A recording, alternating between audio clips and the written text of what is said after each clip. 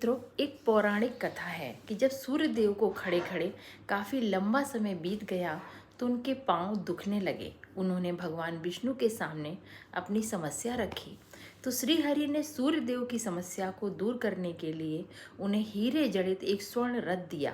इस रथ के सारथी अरुण देव थे। जिस दिन यह रथ सूर्य को मिला उस दिन माघ मास के शुक्ल पक्ष की सप्तमी तिथि थी। इस दिन इस रथ पर सूर्य के विराजमान होने के कारण इसे रथ सप्तमी कहा गया। सूर्य के रथ में 7 घोड़े होने के कारण भी इसे रथ सप्तमी कहा जाता है। सूर्य के रथ में गायत्री, भ्रांति, उष्णिक, जगती, त्रिस्तप, अनुस्तप और पंक्ति नाम के 7 घोड़े हैं। ये 7 घोड़े सप्ताह के 7 दिनों 7 किरणों के प्रतीक हैं। सूर्य के रथ का पहिया संवत्सर, वर्ष और उसमें लगी 12 तीलियां 12 महीनों को दर्शाती हैं।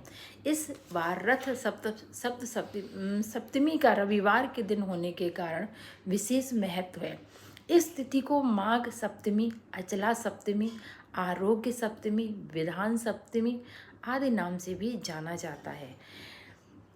संपूर्ण विश्व में अंधेरा था। उस अंधकार में ही ब्रह्म कमल योनि से प्रकट हुए और उनके मुख से सबसे पहले ओम शब्द का उच्चारण हुआ। ओम सूर्य तेज का ही सूक्ष्म रूप था। इसके पश्चात ब्रह्मा के मुख से चारों वेद प्रकट हुए। ये चारों वेद ओम के तेज में समा गए।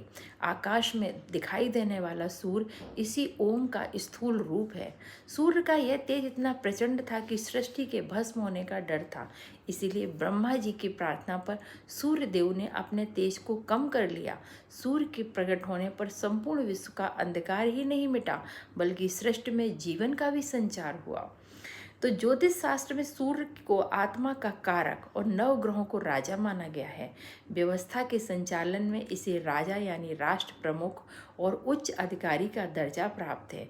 संबंधों के निर्वहन में इसे पिता माना गया है। सूर्य जन्म के संबंध में एक अन्य कथा है कि इस कथा में कि जिस प्रकार सूर्य का नाम आदित्य हुआ, सृष्टि उत्पत्ति के समय कश्यप ऋषि की पत्नी अदिति ने कठोर तप करके भगवान सूर्य को प्रसन्न किया और वरदान मांगा तो वे उनके पुत्र के रूप में जन्म ले। सूर्य ने उन्हें वरदान देकर अपनी 7 किरणों में से एक सुषुम्ना किरण द्वारा उनके गर्भ में प्रवेश किया। अदिति के गर्भ से सूर्य का जन्म हुआ। उस दिन माघ मास के शुक्ल पक्ष की सप्तमी तिथि थी। अदिति के गर्भ से जन्म लेने के कारण सूर्य भगवान का नाम आदित्य पड़ा। तो इस प्रकार हम सूर्य भगवान की आराधना करते हैं।